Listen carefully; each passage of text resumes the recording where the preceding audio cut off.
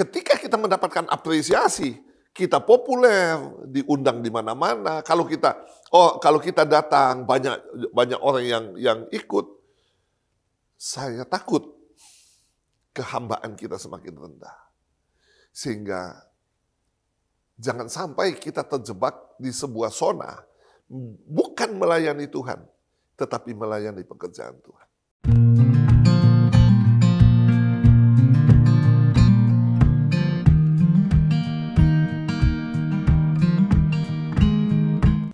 Pentakostal Podcast menyapa Anda dimanapun Anda berada. Apa kabar? Saya percaya di awal tahun ini semua kita ada di dalam keadaan yang baik.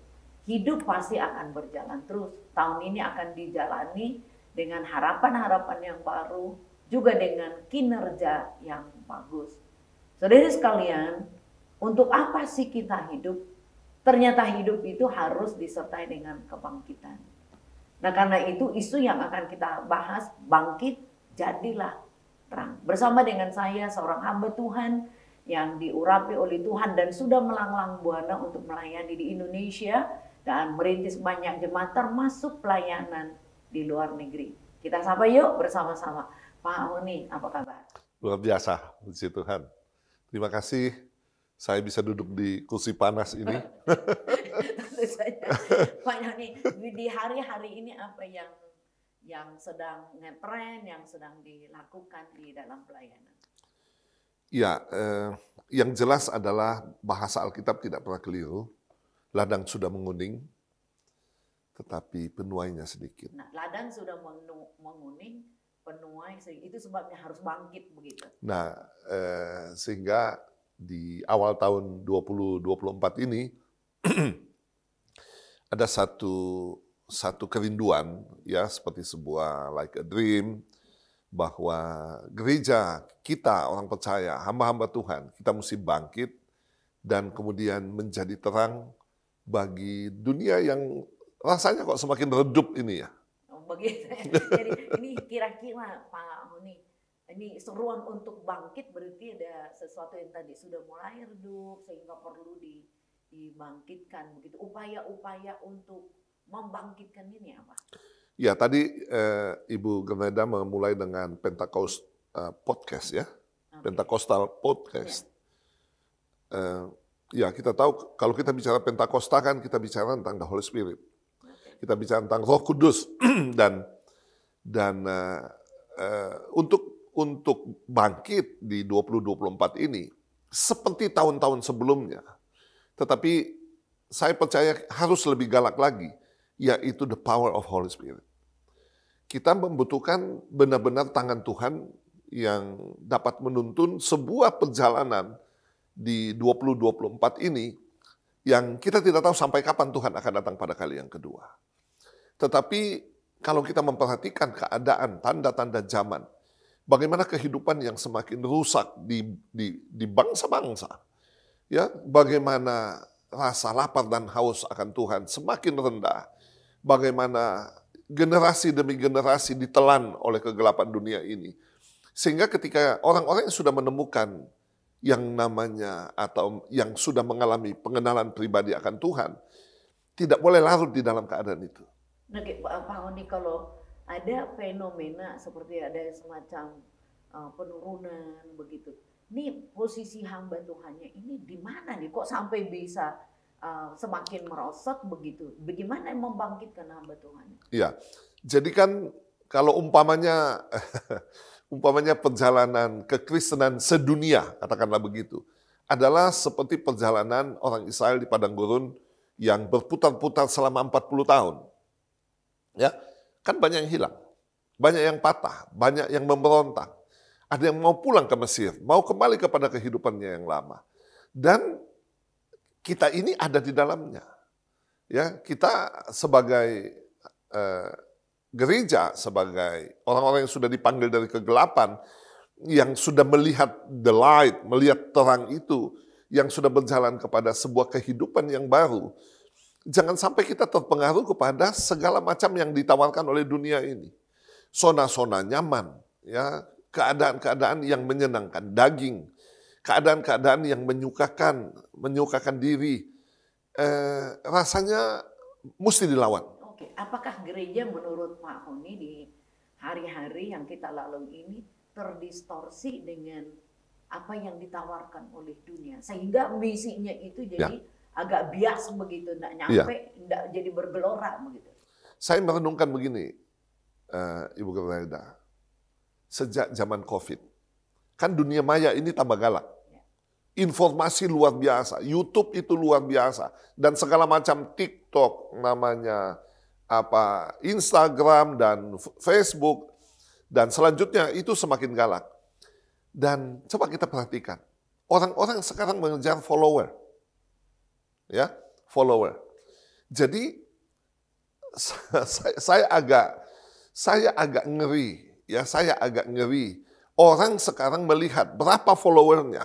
Oh, sekian ribu, sekian puluh ribu, sekian ratus ribu. Yang nonton YouTube-nya berapa banyak. Apakah kita sedang berjalan ke arah pemberitaan kebenaran kepada menjadi terang bagi orang-orang, ataukah jangan sampai ini ya, saya tidak mau menghakimi. Jangan sampai perhatian kita adalah bagaimana orang menonton apa yang sedang kita lakukan. Kalau kita lihat, ya, Tuhan mau kita menjadi kepala, bukan ekor. Tuhan mau kita naik dan bukan turun. Tuhan mau kita memberi pinjaman dan tidak menerima pinjaman. Kan itu hope, ya, itu satu harapan yang Tuhan berikan kepada kita. Nah, oleh sebab itu tentu kita semua ini akan naik. Persoalannya yang saya renungkan begini, semakin kita naik, kehambaan kita semakin rendah. Ada banyak orang yang ketika orang-orang di sekitarnya, bagus, ibu luar biasa, mantap. Sehingga keakuan ego kita itu semakin ditonjolkan, popularitas kita semakin ditonjolkan. Bagaimana orang berkhotbah sebaik mungkin, persiapan PowerPoint sebaik mungkin. Untuk apa? Untuk mendapatkan apresiasi. Dan the problem is, ketika kita mendapatkan apresiasi, kita populer, diundang di mana-mana. Kalau kita datang banyak orang yang ikut, saya takut kehambaan kita semakin rendah. Sehingga jangan sampai kita terjebak di sebuah zona, bukan melayani Tuhan, tetapi melayani pekerjaan Tuhan. Atau melayani diri sendiri. Okay. Jadi sebetulnya kan gereja dipanggil ini bermisi ya bagi dunia supaya menjadi terang.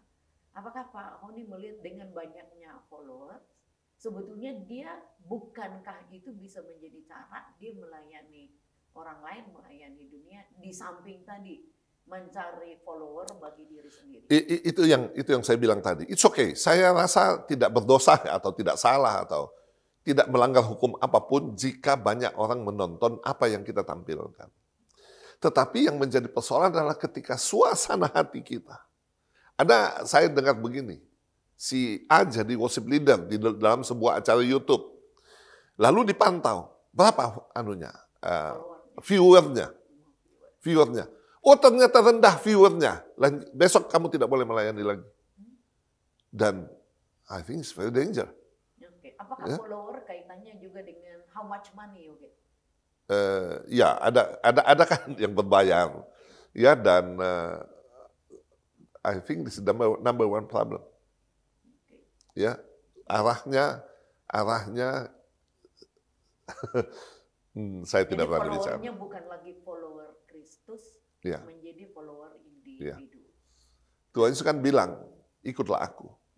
Aku akan menjadikan kamu penjala manusia. Siapa yang dipanggil? Orang-orang yang datang dari marketplace. Orang-orang yang datang dari dunia sekuler. Orang-orang yang datang dari dunia kepentingan pribadi. Kepentingan individu, rumah tangganya. Yang pencari ikan, Petrus mencari ikan untuk dibawa kepada mama mertua yang ada di Kapernaum, kan? Mungkin juga di store kepada ayahnya yang ada di Betsaida, karena Petrus itu adalah orang Betsaida. Tetapi when Jesus came, tiba-tiba Tuhan bilang begini, ikutlah aku. Bahasa yang luar biasa, saya bilang. teladanilah aku, taatilah aku, ya. Ambillah bagian di dalam kehidupanku. Kalau kita mau bicara aplikasi ya, ikutlah ambil bagian di dalam kehidupanku, di mana anak manusia tidak punya tempat untuk meletakkan kepalanya. Pikullah salib seperti yang aku pikul, dan selanjutnya, dan tinggalkanlah semua. Nah, ketika kita berjalan, dan kemudian popularitas itu mulai datang, itu tadi, jangan sampai kabur ini panggilan awal kita. Panggilan awal kita. Oke, kalau begitu Pak Honi, sekarang ini usaha-usaha apa yang Pak Honi bersama dengan gereja yang digembalakan itu untuk kembali lagi kepada misi Tuhan yang sesungguhnya? Ya. Apa yang dilakukan? Ya, tentu melalui ya what can I do? Melalui khotbah, melalui mengingatkan, mengajak, menghimbau, ya menunjukkan atau ya saya tidak berani menggurui ya, tetapi mengajak para pelaku-pelaku dunia pelayanan supaya jangan kehilangan jejak, jangan kehilangan terang. Saya ingat, mungkin nanti bisa diteliti Ibu Gernaida. Ketika orang Majus meninggalkan timur menuju ke barat, kan mereka dituntun oleh sebuah bintang. Ya, bintang yang masih sampai hari ini masih diteliti bintang apakah itu. Ya, dan jalanlah mereka kan meninggalkan negeri mereka di Mesopotamia, di Mesopotamia, di Babilonia kira-kira, menuju ke satu tempat yang mereka tidak tahu. Jalanlah mereka. Saya kira bintang itu kelihatan siang dan malam. Ya. Karena kalau dia cuma kelihatan malam, mereka bahaya di dalam jalan, ya, di dalam perjalanan. Karena tidak ada senter. Tidak ada cahaya. Jadi siang malam itu kelihatan di atas. Anehnya, ketika mendekati Yerusalem, bintang itu hilang. Apa buktinya bahwa bintang itu tidak kelihatan di Yerusalem? Mereka kehilangan tuntunan. Akhirnya mereka masuk ke Yerusalem dan mulai bertanya-tanya, di manakah raja orang Yahudi yang sudah dilahirkan? Kami telah melihat bintangnya di timur. Akibatnya apa ketika mereka kehilangan bintang? Mereka tersesat ke istana Herodes. Wah, kok bisa sampai istana Herodes? Saya merenungkan begini, ya benarlah kalau raja lahir ya di istana dong kan. Logikanya raja itu lahir masa di tempat yang lain, pastilah di istana. Sehingga ketika Herodes mengundang mereka datang ke istananya, mereka datang. Dan mereka bertemu dengan dua kelompok orang, yaitu imam-imam kepala menurut Matius pasal yang kedua, dan ahli Taurat. Kenapa imam-imam kepala bisa datang ke istana Herodes dan ahli-ahli Taurat? Bukankah Herodes itu pagan, penyembah berhala? Ya, itu tempat yang najis yang saya kira tidak boleh mereka datangi. Begitu, karena koinnya kaisar yang ada gambar kaisar saja tidak boleh masuk ke dalam bait Allah. Maka ada money changer di dalam bait Allah. Loh, kenapa mereka bisa datang ke istana Herodes? Saya takut mereka ini hamba-hamba Tuhan yang sudah kehilangan terang, yang bisa dibeli. Ya, dibeli oleh penguasa, dan kemudian mengakibatkan mereka pun ada dalam istana Herodes. Nah, jadi orang Majus ini kehilangan terang itu, mereka tersesat masuk ke istana Herodes. Akibatnya apa? Herodes kan bilang begini, pergilah telitilah dengan seksama supaya aku dapat datang dan menyembah dia. Dan mereka sudah mendapatkan info dari imam-imam kepala dan ahli Taurat bahwa Mesias itu akan lahir di Bethlehem Efrata di tanah Yudea. Ketika mereka keluar dari Yerusalem, tampaklah bintang itu yang mereka lihat di timur. Dan bintang itu menuntun mereka ke rumah itu. Sehingga orang Majus di Matius 2 ayat yang ke berapa tuh? 11. Orang Majus masuk ke dalam rumah itu dan selanjutnya melakukan ritual bersama-sama dengan Tuhan mempersembahkan emas, kemenyan, dan mun.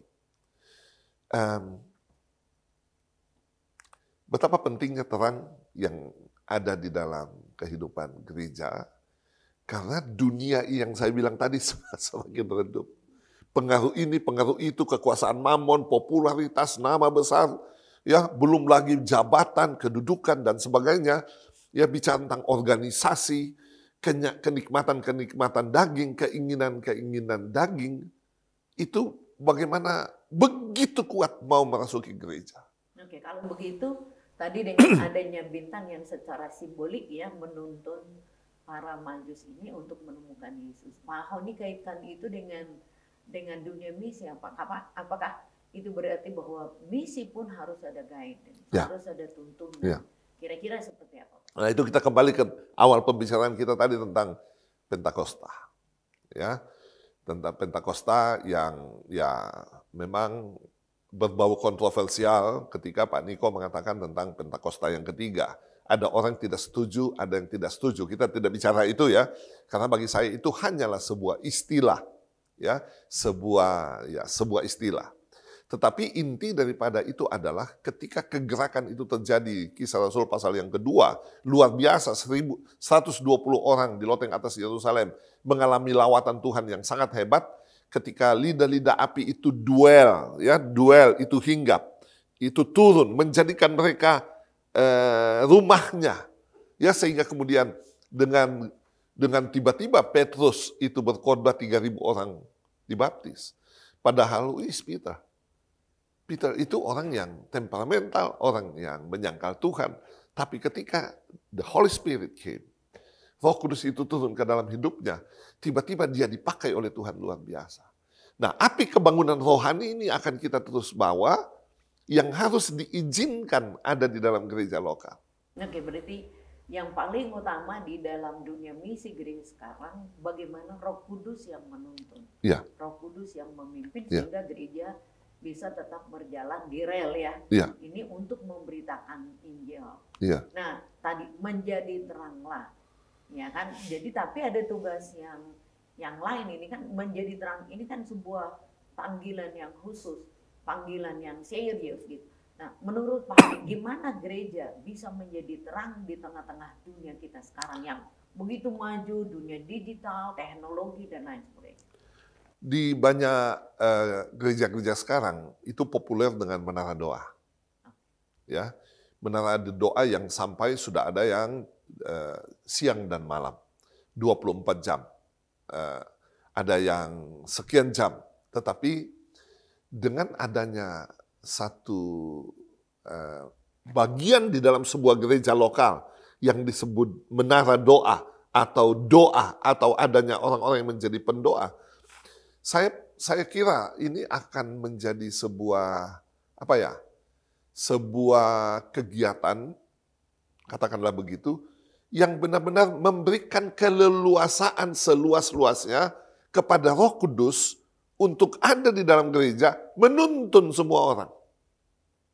Kalau pemimpin yang ada di dalamnya dipenuhi, dituntun ya oleh Roh Kudus, maka impartasi itu akan turun ke bawah. Sehingga yang gelap-gelap, karena kita tahu salah satu simbol daripada Roh Kudus adalah api. Api itu bukan hanya membakar panas, tetapi juga terang. Yang menjadi sebuah cahaya yang menutupi kegelapan-kegelapan yang ada di dalam sebuah gereja lokal. Karena umpamanya, gereja lokal itu like a house. Ada kamar di belakang, kamar pembantu, kamar mandi mana, ada ruangan mana, ada gudang. Ketika terang itu ada di dalam semua bagian yang ada di dalam rumah itu, maka tidak akan ada laba-laba, tidak akan ada kotoran, tidak akan ada kecoa. Semuanya akan kelihatan. Kalau sampai ada, kita buang. Sampai ada, kita singkirkan. Nah, perjalanan gereja lokal ini akan menjadi seperti sebuah lokomotif yang membawa gerbong jemaat. Berjalan kepada tuntunan Tuhan. Seperti orang Majus berangkat dari timur, menuju ke barat, dituntun oleh Tuhan, dan mereka sampai ke mereka melalui arah yang benar. Oke, jadi bagi implementasinya ini sekarang bagi GBI Menorah yang Bapak gembalakan apa? Jadi selain tadi ada komunitas yang berdoa siang dan malam, hal-hal apa lagi yang bisa diimplementasikan di GBI Menorah? Ya, eh, kalau gembala itu disebut sebagai pemimpin nomor satu di dalam gereja, ya, maka perangkat-perangkat yang ada di dalam gereja itu mesti maksimal. Saya belajar begini di dalam merintis atau membangun sebuah gereja lokal. Nomor satu adalah setiap orang punya peluang untuk melayani. Saya tidak boleh menghambat seseorang yang ada di dalam gereja untuk mengusahakan talenta yang bukan saya yang kasih, tapi Tuhan yang kasih kepadanya. Saya akan merasa sangat bersalah jika ada seseorang yang punya talenta, saya bungkam. Seperti itu. Nah, itu sebabnya kalau di tempat kami di Gereja Betel Indonesia Menora Manado di kawasan Megamas, pelayan Tuhan yang ada di dalam gereja itu mungkin 25% dari jemaat. Maybe more than that. Ya, sehingga bisa melewati COVID, bisa survive melewati COVID itu, saya percaya karena orang-orang ini yang sudah punya seat masing-masing di dalam gereja. Nah, jadi memberikan kesempatan kepada setiap orang untuk mengusahakan talenta yang Tuhan sudah berikan kepada dia. Yang kedua adalah adanya pendelegasian wewenang. Berikanlah wewenang kepada orang. Kasih dia satu kehormatan untuk duduk di dalam satu bagian. Diaken urus diaken. Ya, pemuda urus pemuda. Musik pujian, seperti itu. Pendoa, wanita, begitu banyak. Begitu banyak kalau kita sebut itu apakah divisi, seksi, atau departemen di dalam gereja-gereja lokal, dudukkanlah kepada mereka. Lakukanlah pendelegasian wewenang dan izinkan mereka salah. Ya, kalau mereka salah, kita perbaiki. Kalau mereka salah, kita perbaiki. Ya, jangan dibina. Nah, kenapa dibina dengan diizinkan salah? Karena katanya kalau dibina, enggak bisa dibinasakan. Itu sadis ya. Tapi izinkan salah. Nah, ini menarik ini Pak. Di dalam dunia manajemen kan, biasanya kalau salah penalti. Gitu ya. Nah, tapi kan izinkan salah ini kira-kira maksudnya apa ini untuk pemberdayaan? Saya punya filosofi begini dalam pengembalaan. Saya tidak mau kehilangan anak dan saya tidak mau membuang anak. Seburuk apapun. Karena gini, saya bilang kepada mereka, Anda harus punya 3. Yang pertama adalah submission, pendudukan diri. Yang kedua adalah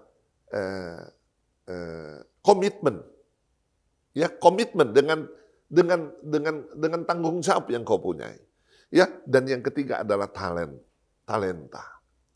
Ada orang yang talentanya kecil, submissionnya kuat, komitmennya tinggi. Sudahlah, kita tuntun dia, ya, salah kiri kanan salah, ya terus, ya betul, sudah kamu betul, hore.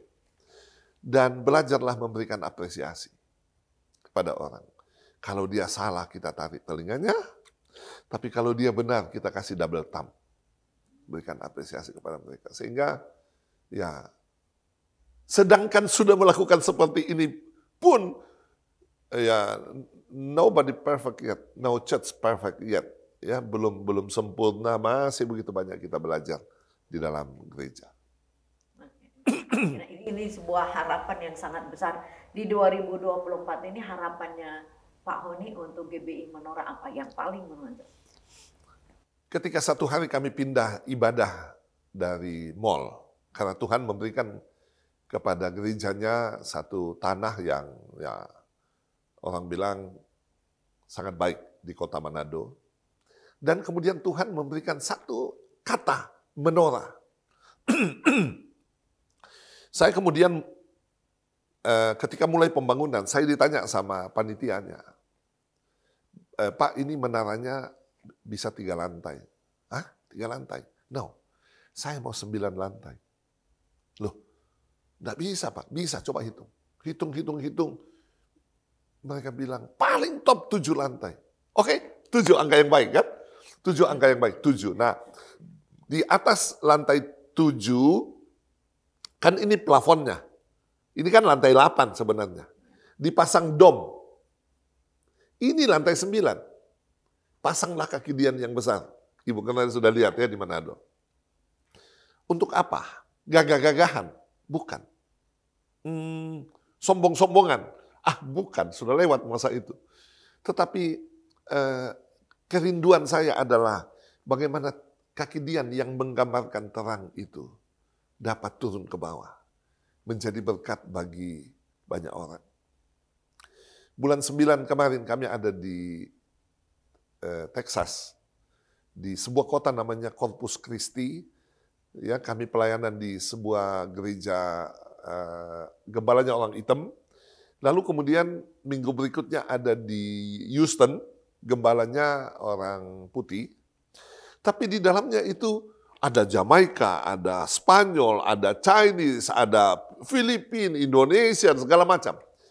Tiba-tiba saya ingat, puji Tuhan, apa yang menjadi kerinduan hatiku, Tuhan jawab dengan memberikan atau membawa terang itu kepada bangsa-bangsa. Ya, dan kami bepergian dari satu kota ke kota yang lain, pergian sampai ke tanah perjanjian bolak-balik untuk supaya ya itu menyenangkan sekali dapat menjadi berkat bagi orang lain, menceritakan tentang kasih Tuhan, kebaikan Tuhan, bagaimana mujizat yang tidak masuk di akal, tidak masuk di akal.